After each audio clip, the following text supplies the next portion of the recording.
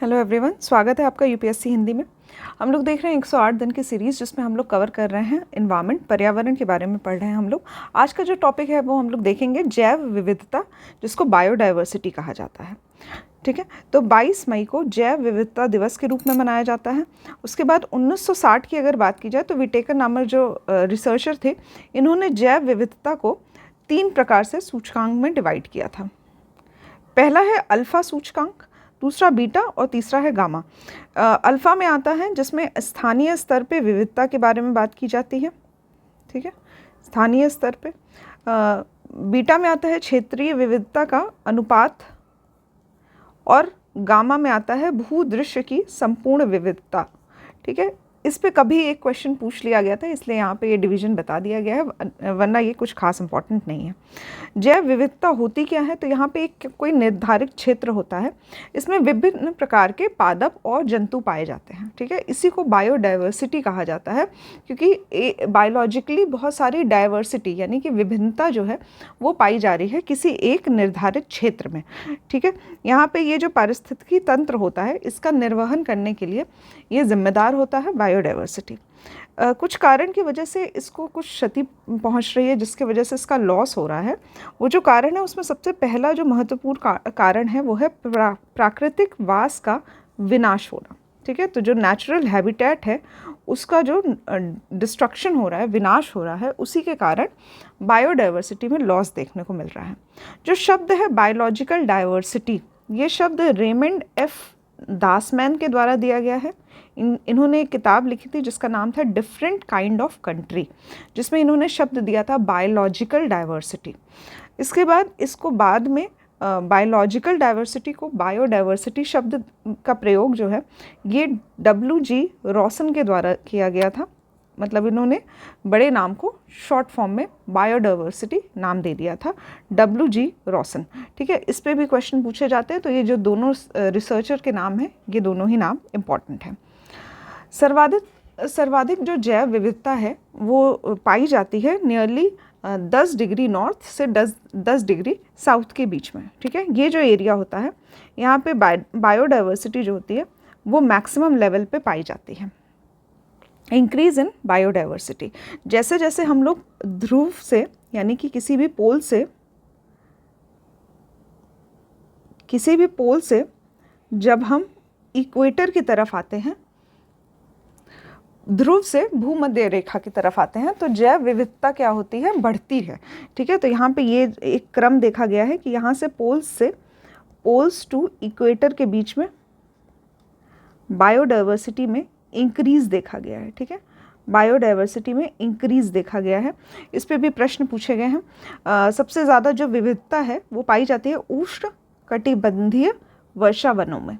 ठीक है, ये भी पॉइंट काफ़ी इंपॉर्टेंट है। नेक्स्ट देखेंगे बायोडाइवर्सिटी जो हॉटस्पॉट्स हैं इंडिया में। ठीक है, तो जैव विविधता के हॉटस्पॉट, हिंदी में भी इसको हॉटस्पॉट ही कहा जाता है, इंडिया में वो 4 भागों में विभाजित किए गए हैं। पहला है ईस्टर्न हिमालय, पूर्वी हिमालय, दूसरा है वेस्टर्न घाट, पश्चिमी घाट, और तीसरा है इंडिया म्यांमार का जो सीमा है, जो बॉर्डर है। ठीक है, और एक चौथा आता है हमारा सुंडा लैंड, जो कि अंडमान निकोबार के जो अधिकांश हिस्से हैं वो सुंडा लैंड में आते हैं। तो ये सभी जो 4 हिस्से हैं ये हॉटस्पॉट माने जाते हैं जैव विविधता के लिए, बायोडाइवर्सिटी के लिए। हॉटस्पॉट जो शब्द है ये नॉर्मन मायर्स ने दिया था 1988 में। इसके बाद ये जो जैव विविधता अधिनियम है ये दिसंबर 2002 में पारित किया गया था।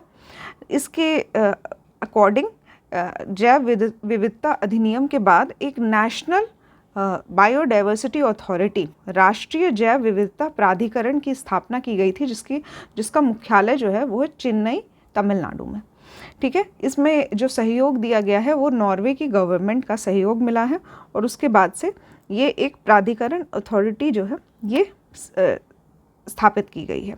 इसके बाद आता है कार्टेजेना प्रोटोकॉल, ये संबंधित है जैव विविधता के सुरक्षा से संबंधित है। तो यहाँ पे कार्टेजेना प्रोटोकॉल जो है ये भी काफ़ी इंपॉर्टेंट है, और भारत जो है इसका हिस्सा बनता है। भारत ने हस्ताक्षर किए हैं 23 जनवरी 2001 में। ठीक है, तो ये 2001 जो है वो काफ़ी इंपॉर्टेंट हो जाता है, क्योंकि इस टाइम पे कार्टेजेना प्रोटोकॉल जो है वो इंडिया में शामिल मतलब इंडिया उसमें शामिल हो जाता है। वेटलैंड्स इंटरनेशनल की बात की जाए तो आर्द्र भूमि इंटरनेशनल ये एक गैर सरकारी गैर लाभकारी संगठन है जिसका हेडक्वार्टर मुख्यालय जो है वो नीदरलैंड्स में है। ठीक है, तो वेटलैंड्स इंटरनेशनल, वेटलैंड्स के बारे में हम लोगों ने पिछले लेक्चर में पढ़ा था। आई होप आपने वो वीडियो देखा होगा, अगर नहीं देखा है तो वहाँ से भी जो महत्वपूर्ण प्रश्न हैं वो हम लोगों ने डिस्कस किए हैं वेटलैंड्स के बारे में। यहाँ पे ये प्रश्न इसलिए पूछा गया है क्योंकि यहाँ पे एक प्रीवियस ईयर अगर आप लोग क्वेश्चन सॉल्व करेंगे तो वहाँ पे देखेंगे वेटलैंड से संबंधित कुछ प्रश्न दिए हुए हैं। वेटलैंड इंटरनेशनल ये जो एक संगठन है इससे संबंधित कुछ प्रश्न दिए हुए हैं कि कौन सा इसमें से गलत है। तो जो उसमें एक बात कही गई थी कि ये एक सरकारी संस्था है, तो ये सरकारी संस्था ना हो करके ये एक गैर सरकारी और गैर लाभकारी संगठन है जिसका मुख्यालय नीदरलैंड्स में है। इसके बाद जैव द्रव्यमान का जो वार्षिक उत्पादन है वो न्यूनतम होता है गहरे सागर में। ठीक है, ये भी क्वेश्चन पूछा गया है। जो जैव द्रव्यमान होता है इसका जो वार्षिक उत्पादन होता है वो सबसे कम जो मिनिमम होता है वो गहरे सागर में होता है। जैव विविधता दिवस मैंने आपको ऑलरेडी बताया है 22 मई को मनाया जाता है। जैव विविधता के संरक्षण की अगर बात की जाए तो दो प्रकार से संरक्षण किए जाते हैं। एक होता है इन सीटू यानी कि स्वस्थाने, और दूसरा होता है एक्स सीटू जिसके बाह्य स्थाने कहा जाता है। अभी यहाँ पे ये होता है कि कुछ एरिया जो होते हैं जिसमें जीव या जंतु को रखा जाता है, मान लीजिए ये जो एरिया है इसमें कुछ जीव जंतु को रखा गया है। इसके बाद एक बफर जोन आता है, ये जो एरिया होता है इसको बफर एरिया कहते हैं, बफर जोन। और ये जो होता है बाहरी एरिया जो होता है बाहरी घेरा होता है, इसमें बाकी जो एक्टिविटीज़ होती हैं वो की जाती है ह्यूमंस के द्वारा। ठीक है, तो ये जो एरिया है इसको बफर जोन माना जाता है और इस बफर जोन के लिए कई सारे अधिनियम पास किए गए हैं कि कभी भी अगर कोई नेशनल पार्क बनाया जाता है या फिर कोई भी एक संरक्षण क्षेत्र बनाया जाता है तो उसके पास एक बफर एरिया, एक बफर जोन बनाया जाता है जिसका कार्य ये होता है कि जो बाहरी जो निवासी होते हैं उनके द्वारा जो एक्टिविटीज़ की जाती है उसके वजह से जो संरक्षण क्षेत्र है इसमें कोई हानि ना पहुँचे। ठीक है, इसलिए ये एक बफर जोन बनाया जाता है जो कि लगभग 1 किलोमीटर तक का माना जाता है। ठीक है, इसके लिए कई सारे अधिनियम पास किए गए हैं। तो अभी मैं करेंटली आपको 1 किलोमीटर तक का क्षेत्र बता रही हूँ, 1 से 5 किलोमीटर तक का होता है। और जो इसका बाहरी एरिया होता है वो पब्लिक के लिए फ्री होता है। ठीक है, तो यहाँ पे इन सीटू और एक्स सीटू की बात की जाए तो इन सीटू यानी कि स्वस्थाने, जो भी जीव जंतु हैं उनको उन्हीं के स्थान पे संरक्षण प्रदान किया जाता है। ठीक है, कोई जंगल एरिया होता है उसी में संरक्षण क्षेत्र बना दिया जाता है और वहीं पे उनका प्रोटेक्शन किया जाता है। एक्स सीटू में ऐसा नहीं होता है, यहाँ वहाँ पे जो जीव जंतु हैं उनको किसी बाह्य स्थान पे ले जाया जाता है और वहाँ पे एक प्राकृतिक आवास से पृथक एरिया बनाया जाता है जहाँ पे उनका कंजर्वेशन किया जाता है। ठीक है, तो यहाँ पे ये बाह्य स्थाने हैं और देख सकते हैं आप लोग कि यहाँ पे बाह्य स्थाने हैं और प्राकृतिक आवास से पृथक है एरिया। ठीक है, इसको एक्स सीटू कहा जाता है। इसका एग्जाम्पल क्या होता है ये अक्सर पूछे जाते हैं। तो यहाँ पे नेशनल पार्क की अगर बात की जाए तो ये एक इन सीटू कार्यक्रम है जिसमें जो भी प्राकृतिक आवास था किसी भी जीव जंतु का, प्राकृतिक आवास में ही एक संरक्षित क्षेत्र बना दिया जाता है। ठीक है, तो नेशनल पार्क हुआ या फिर मरीन पार्क हुआ, बायोस्फीयर रिजर्व हुआ, हॉट स्पॉट कहा जाता है और नेचुरल रिसोर्सेज। ठीक है, ये जो एग्जाम्पल्स मैंने आपको दिए थे ये काफ़ी कॉमन एग्जाम्पल्स हैं, ये आप सभी को पता है। जो नए प्रश्न बनाए जा रहे हैं वो कुछ इस तरह से बनाए जा रहे हैं, उसमें कुछ इस तरह के एग्जाम्पल पूछे जाते हैं जैसे बायो वेंटिंग किसमें आता है। तो बायो वेंटिंग जो है वो इन सीटू कंजर्वेशन का एक तरीका है। बायो संवर्धन, बायो स्प्रे जिसको छिड़काव कहा जाता है, और बायो स्टिमुलेशन ये भी एग्जाम्पल हो जाते हैं इन सीटू कंजर्वेशन के। नेक्स्ट आता है बाह्य स्थाने यानी कि एक्स सीटू कंजर्वेशन। इसमें आता है क्रायो प्रिजर्वेशन, जू गार्डन, बोटैनिकल गार्डन। ठीक है, जो चिड़ियाघर बनाए जाते हैं, बोटैनिकल गार्डन बनाए जाते हैं, एक्वेरियम होता है, जीन बैंक होता है। ठीक है, इसमें भी आते हैं कुछ बायो पाइलिंग जो शब्द है ये भी एक्स सीटू कंजर्वेशन में आती है, लैंड फार्मिंग, ठीक, bio reactor, pollen bank, IVF तथा टिश्यू कल्चर, ये सब क्या है, एक सीटू संरक्षण के एग्जाम्पल हैं। ठीक है। नेक्स्ट एक मैन एंड बायोस्फीयर, इस तरह का एक कार्यक्रम चलाया गया था, मानव और जैव मंडल, जिसको मैब कहा जाता है शॉर्ट फॉर्म में, मैब। ये 1971 में यूनेस्को के द्वारा चलाया गया था, जो कि एक अंतर्राष्ट्रीय वैज्ञानिक कार्यक्रम है। वैज्ञानिक आधार पे लोगों और उनके पर्यावरण के बीच के संबंधों को सुधारने के लिए ये एक कार्यक्रम चलाया गया था, 1971 में चलाया गया था यूनेस्को के द्वारा। ठीक है। रामसर सम्मेलन के बारे में मैंने आपको पिछले लेक्चर में बता दिया है, तो ये सभी हम लोग कवर कर चुके हैं।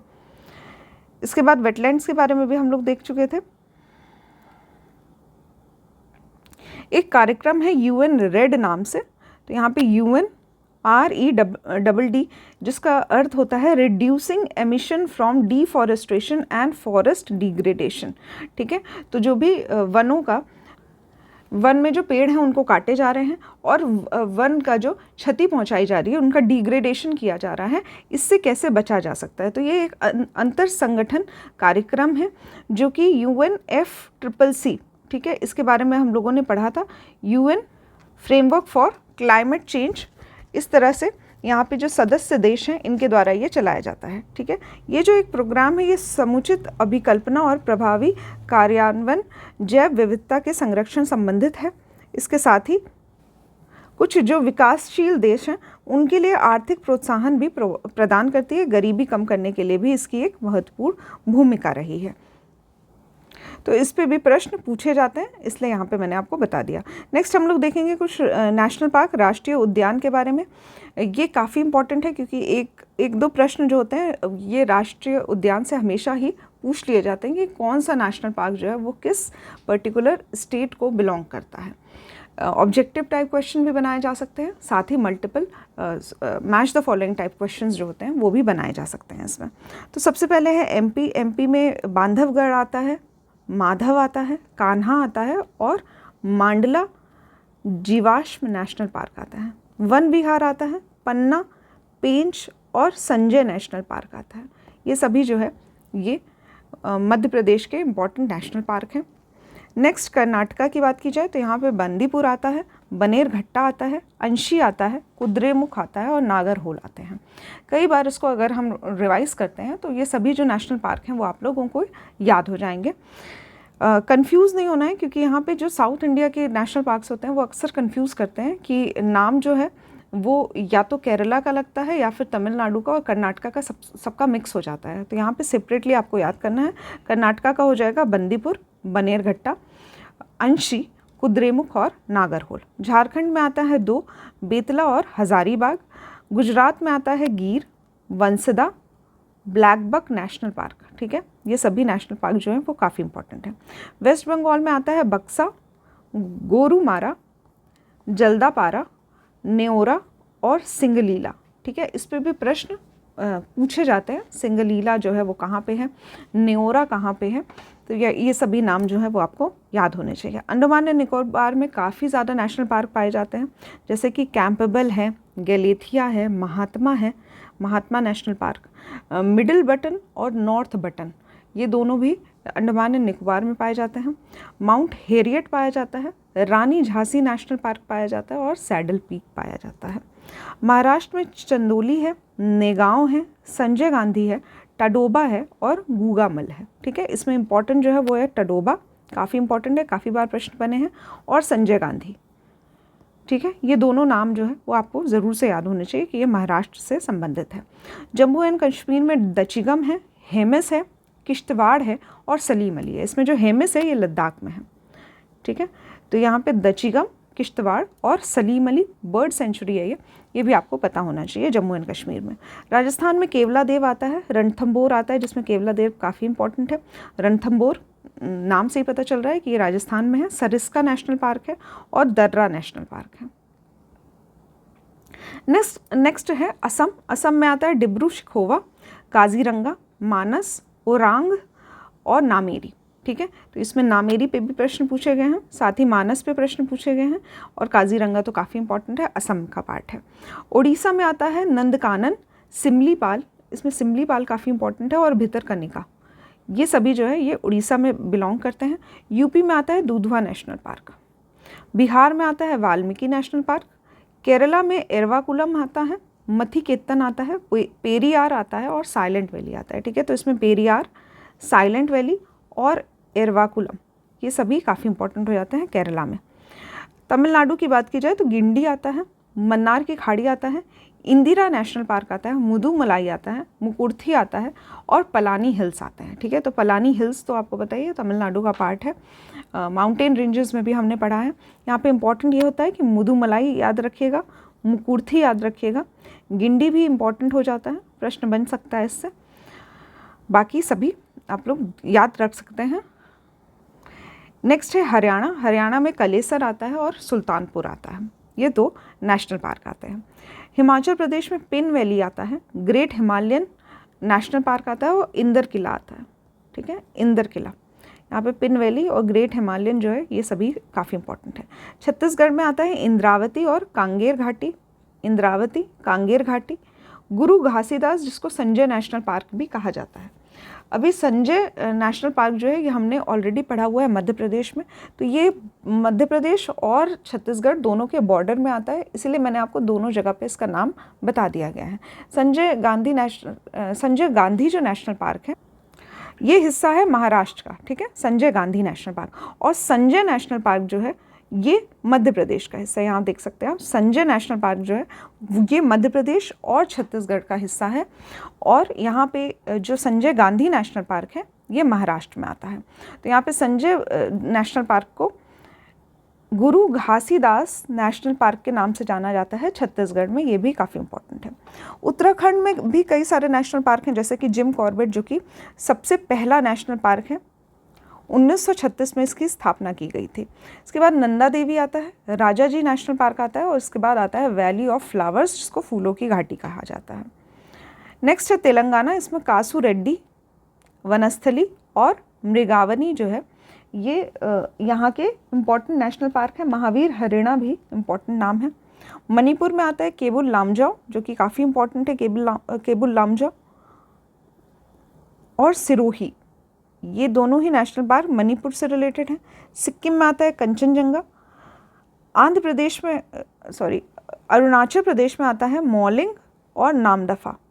ठीक है, इस पे भी कई बार प्रश्न पूछे गए हैं। नामदफा नेशनल पार्क जो है वो किससे संबंधित है, तो यहाँ पे अरुणाचल प्रदेश, यहाँ पे एपी जो लिखा है ये अरुणाचल प्रदेश है। इसके बाद आता है मिज़ोरम। मिज़ोरम में आता है मुरलेन और ब्लू माउंटेन नेशनल पार्क।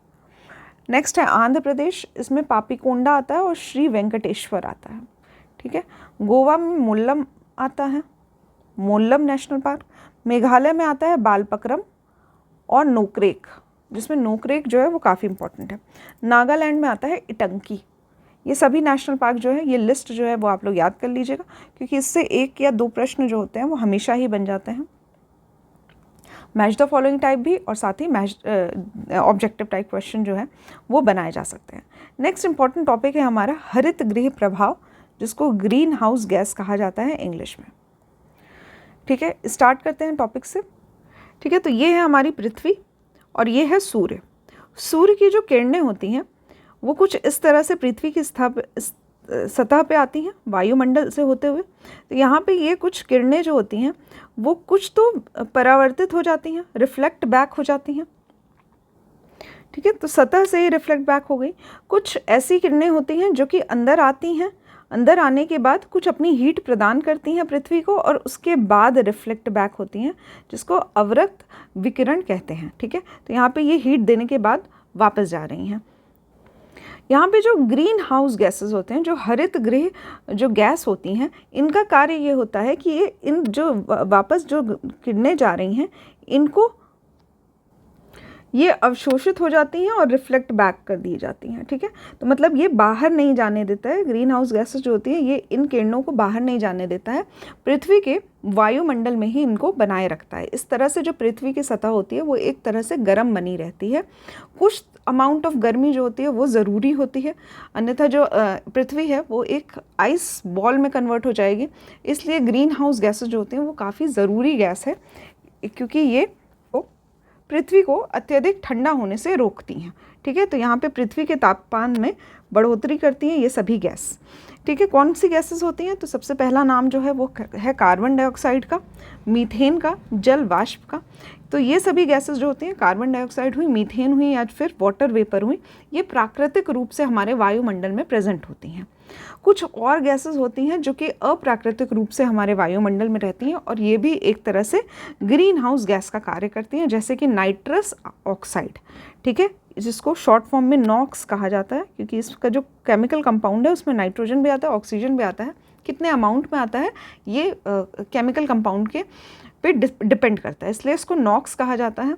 तो यहाँ पे एक नॉक्स है और साथ ही क्लोरोफ्लोरोकार्बन CFC कहा जाता है जिसको, ठीक है, ये केमिकल कंपाउंड है। ये भी एक तरह का ग्रीन हाउस गैस की तरह ही काम करता है, क्योंकि इसका भी कार्य ये होता है कि जितनी भी ऊष्मा प्रदान की जाती है उसको यह अवशोषित कर लेता है। तो ये भी एक ग्रीन हाउस गैस है, पर ये अप्राकृतिक गैसेस हैं। जो प्राकृतिक रूप से हमारे वायुमंडल में प्रेजेंट होती हैं वो हैं कार्बन डाइऑक्साइड, मीथेन और वाटर वेपर, ठीक है। ग्रीन हाउस इफेक्ट की वजह से वैश्विक ऊष्मन, जिसको ग्लोबल वार्मिंग कहते हैं, इसका खतरा हमेशा ही बना रहता है। ग्रीन हाउस संकल्पना जो है ये 1824 में जोसेफ फोरियर के द्वारा दी गई थी। तो ये नाम साइंटिस्ट जो हैं इनका नाम भी काफ़ी इंपॉर्टेंट है। इनके द्वारा ग्रीन हाउस गैस का जो एक कंसेप्ट है वो दिया गया था। मीथेन का जो उत्सर्जन है वो कई प्रकार से होता है। प्राकृतिक रूप से जो धान के खेत होते हैं उनके द्वारा उत्सर्जित किया जाता है मीथेन की गैस। इसके साथ ही दीमक की जो बाम्बी होती है, जो दीमक का आवास होता है, वहाँ से भी मीथेन गैस निकलती है। और जो पशु होते हैं जो जुगाली करते हैं उनसे भी मीथेन गैस निकलती है। मीथेन गैस को मार्श गैस के नाम से भी जाना जाता है, ठीक है। तो ये प्रश्न पूछे गए हैं, ये जो है ये तीनों जो मैंने आपको एग्जाम्पल दिए मीथेन गैस के उत्सर्जन के, ये तीनों ही प्रश्न से पूछे गए हैं, इसलिए इसको भी आप लोग याद कर सकते हैं। ग्रीन हाउस गैस में मैंने आपको बताया नाइट्रोजन ऑक्साइड आता है, ठीक है। नाइट्रोजन ऑक्साइड या फिर नाइट्रोजन के नाइट्रस ऑक्साइड जो है, नाइट्रोजन के जो ऑक्साइड वाले कॉम्पोनेंट्स हैं ये आते हैं। सल्फर ऑक्साइड जो है, सॉक्स जो है वो नहीं आता है, ठीक है। यहाँ पे ध्यान दीजिएगा, नॉक्स तो आता है, ग्रीन हाउस गैस होती है, पर सल्फर के कोई भी ऑक्साइड जो होते हैं वो as a greenhouse gas जो है उत्सर्जन में कार्य नहीं करते हैं। सल्फर का जो योगदान होता है वो होता है अम्ल वर्षा में, जिसको एसिड रेन कहा जाता है, ठीक है। तो इसका योगदान इसमें होता है।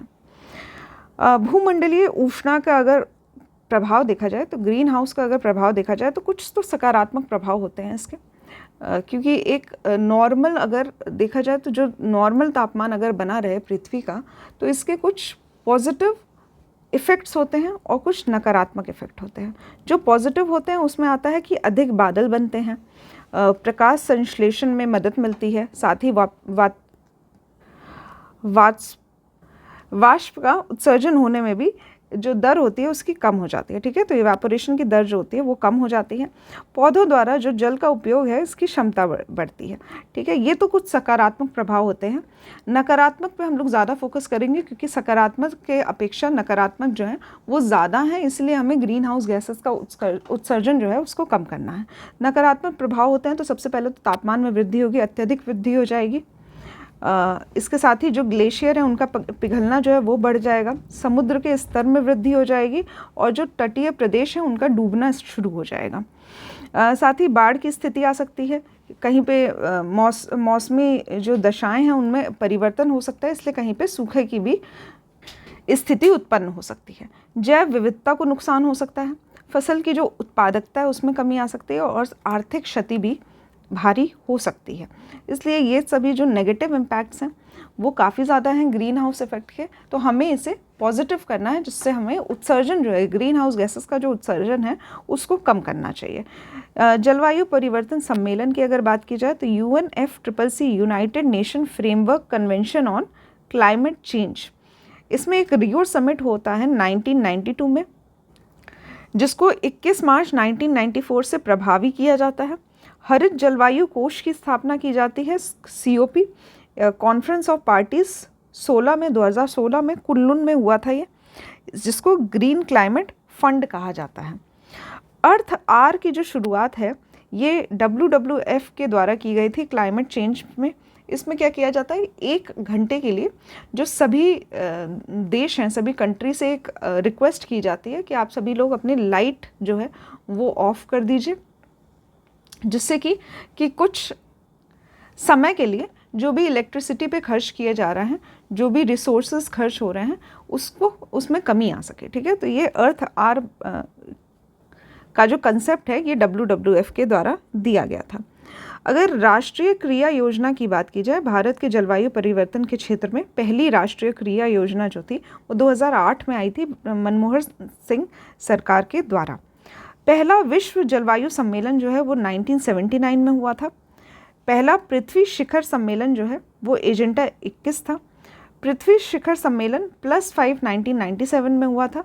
कार्बन व्यापार का से संबंधित जो कंसेप्ट है ये क्योटो प्रोटोकॉल में दिया गया था। ठीक है, तो ये भी प्रश्न जो है ये घटना चक्र से लिए गए हैं प्रश्न, इनको भी आप लोग याद कर सकते हैं।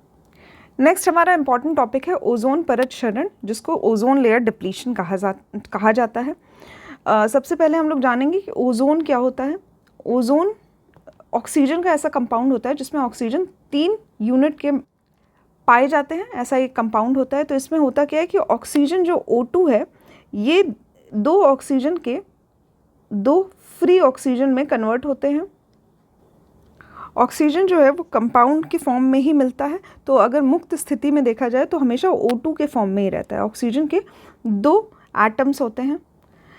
इनका जो एक ब्रेक होता है ये पराबैंगनी विकिरण के द्वारा, यानी कि UV रेस के द्वारा, अल्ट्रावायलेट रेस के द्वारा किया जाता है, जिसकी वजह से ये 2 मुक्त ऑक्सीजन के कंपाउंड बन जाते हैं। ठीक है, इनमें से अगर एक फ्री ऑक्सीजन जो है ये O2 से मिल जाता है तो ये एक रिएक्शन करता है, जिसके बाद ये ओजोन जो है फॉर्म होता है, ओजोन कंपाउंड O3 कंपाउंड जो होता है फॉर्म होता है। तो अगर अर्थ की सतह की बात की जाए तो अगर सतह पे ये फॉर्मेशन हो रहा है तो ये काफ़ी खतरनाक प्रदूषक होता है, पर अगर ये ऊपरी सरफेस पे, ऊपरी वायुमंडल में फॉर्म होता है तो ये सूर्य के UV किरणों से बचाता है अर्थ को। ठीक है, तो किस तरह से निर्माण हो रहा है ओजोन का ये हमने देखा। यहाँ पे अगर देखा जाए तो समताप मंडल यानी कि स्ट्रेटोस्फेयर में 90% मात्रा में ओजोन पाया जाता है, और उसके नीचे जो ट्रोपोस्फेयर होता है, शोभ मंडल, इसमें लगभग 10% तक का ओजोन पाया जाता है।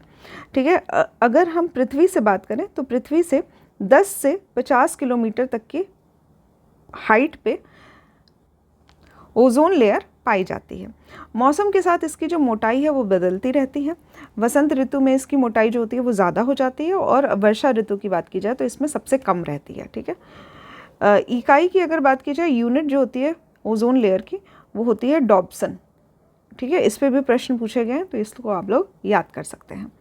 ओजोन लेयर डिप्लीशन की बात की जाए, क्षरण जो होता है इसका कारण जो है वो है क्लोरोफ्लोरोकार्बन, जो कि AC या फिर हमारे घर के रेफ्रिजरेटर में यूज़ हुआ करता था पहले, जब हमें इसके बारे में नॉलेज नहीं थी कि ओजोन का लेयर जो है वो भी डिप्लीट हो सकता है इसके कारण से, इस केमिकल के कारण से। इसके साथ ही और भी कारण हैं, जैसे कि हेलोजन कंपाउंड होते हैं, कुछ हेलोजन्स कंपाउंड होते हैं, नाइट्रस ऑक्साइड होते हैं, ट्राइक्लोरोइथाइलिन होते हैं। ये सभी जो है ओजोन लेयर के डिप्लीशन में मदद करते हैं। सर्वाधिक जो प्रभाव होता है वो ध्रुवों पे पाया गया था। ये जो क्षरण हो रहा था ये सबसे ज़्यादा डिप्लीशन जो है वो पोल्स पे ही देखा गया है। होता क्या है, इसमें एक केमिकल कंपाउंड फॉर्म होता है, तो ओजोन जो होता है ये रिएक्टिव होता है, तो ये कन्वर्ट हो जाता है फ्री ऑक्सीजन में और O2 में। यहाँ पे ये जो फ्री ऑक्सीजन है ये फिर से जुड़ता है जो क्लोरीन का कंपाउंड होता है इससे, और एक तरह से चेन रिएक्शन चलती रहती है, जिसकी वजह से ये ओजोन है इसका काफ़ी यूज़ हो जाता है, यहाँ पे काफ़ी रिएक्शन हो जाते हैं, और इसीलिए यहाँ पे इसका डिप्लीशन होना शुरू हो जाता है, ख़त्म होना शुरू हो जाता है। ठीक है, तो ये जो लेयर होती है इसके काफ़ी हिस्से जो होते हैं वो रिएक्शन के माध्यम से कम होने लगते हैं। ठीक है, ये जो एक रिएक्शन होने लगता है इससे ये कम हो जाता है, इसी को ओजोन लेयर डिप्लीशन कहते हैं। यहाँ पे एक डायग्राम के माध्यम से बताया गया है। इतना जानने की ज़रूरत नहीं है, बस जानना ये है कि कारण जो होता है वो कुछ इस तरह के केमिकल कंपाउंड्स होते हैं जिनके कारण ओजोन लेयर का डिप्लीशन हो रहा है। ठीक है, उपाय क्या हो सकते हैं? अगर हम इन केमिकल्स का यूज़ करना ख़त्म कर दें तो फिर ओजोन लेयर को बचाया जा सकता है। इसके लिए एक मॉन्ट्रियल प्रोटोकॉल आया था जो कि 1987 में आया था, प्रभावी हुआ था 1 जनवरी 1989 से। ठीक है, तो ये दोनों ही डेट इंपॉर्टेंट है, 1987 और 1989 जब से ये प्रभावी हुआ था।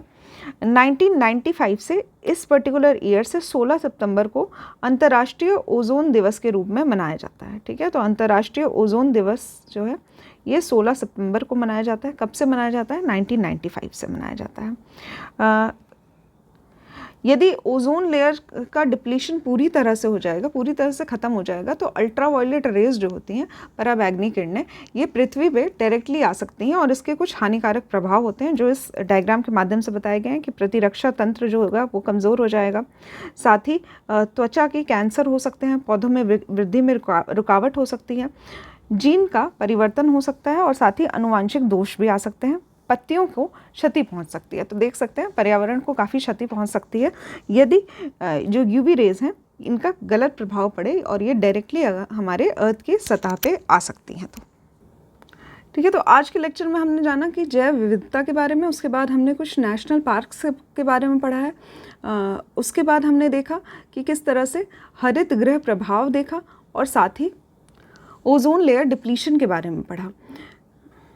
ये सभी टॉपिक्स जो मैंने कवर करवाए ये काफ़ी इंपॉर्टेंट है और ये ज़रूर से आप लोग इसको रिवाइज़ कर लीजिएगा, क्योंकि इस पे जो भी मैंने आपको इम्पॉर्टेंट नोट्स बताए हैं या फिर जो भी पॉइंट्स दिए हैं वो प्रश्न पूछे गए हैं प्रीवियस ईयर क्वेश्चन में, और आगे भी प्रश्न इस पे बेस्ड क्वेश्चंस जो हैं वो पूछे जाने की संभावना जो है वो बहुत ज़्यादा बढ़ जाती है। ठीक है, तो यहाँ पे मैं लेक्चर का एंड करती हूँ। कल के लेक्चर में हम लोग स्टार्ट करेंगे कुछ जो इन्वायरमेंट संबंधित जो भी इंडिया में प्रावधान लाए गए हैं, इसके साथ ही कुछ प्रदूषण या फिर प्रदूषण से संबंधित पॉल्यूशन जो है उसके बारे में भी हम लोग पढ़ेंगे, कवर करेंगे अगले चैप्टर।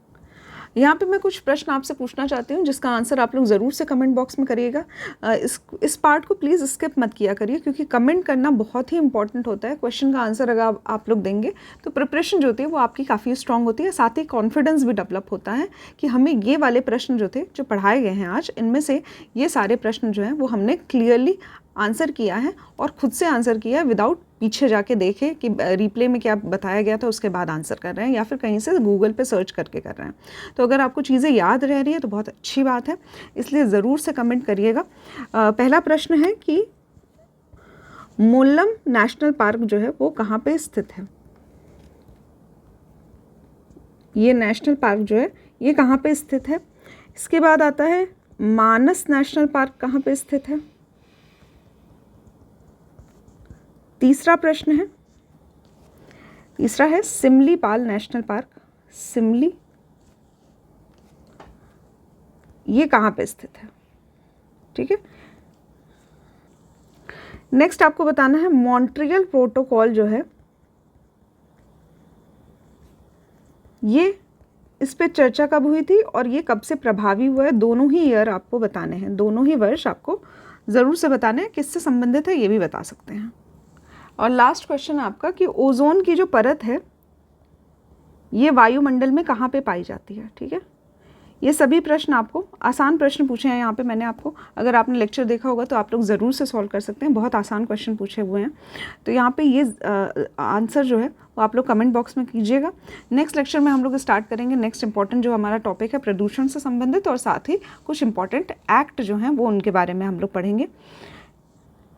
जो भी आप लोगों को नोट्स प्रोवाइड किए जा रहे हैं ये ज़रूर से पढ़िएगा, और इसके साथ ही जो घटना चक्र के क्वेश्चन हैं या फिर प्रीवियस ईयर जो भी प्रश्न आपसे पूछे गए हैं, अगर आपने कोई टेस्ट सीरीज़ ज्वाइन की है तो आप उससे भी संबंधित जो प्रश्न हैं वो सॉल्व कर सकते हैं। ठीक है, पर्यावरण जो है वो एक अच्छा खासा वेटेज रखता है और अक्सर ही इससे क्वेश्चन पूछे जाते हैं, आसान भी होते हैं पर क्योंकि हमने पढ़ा नहीं होता है इसलिए हम सॉल्व नहीं कर पाते हैं उसको। ठीक है, तो यहाँ पर आप लोग जो भी लेक्चर सीरीज़ चलाई जा रही है इससे ज़रूर से जुड़िए, प्रश्न जो है वो ज़रूर से करिएगा, प्रैक्टिस ज़रूर करनी है क्योंकि आप लोगों को प्रैक्टिस से ही प्रश्न जो है वो याद होंगे। यहाँ पे नोट्स के माध्यम से जो भी आपको पढ़ाया जा रहा है ये आप लोग अपना खुद का भी नोट्स बना सकते हैं, इसके साथ ही टेलीग्राम चैनल पे आपको ये नोट्स जो है वो प्रोवाइड कर दिया जाएगा। ठीक है, आज के लेक्चर में बस इतना ही। Thank you for watching the lecture. Thank you.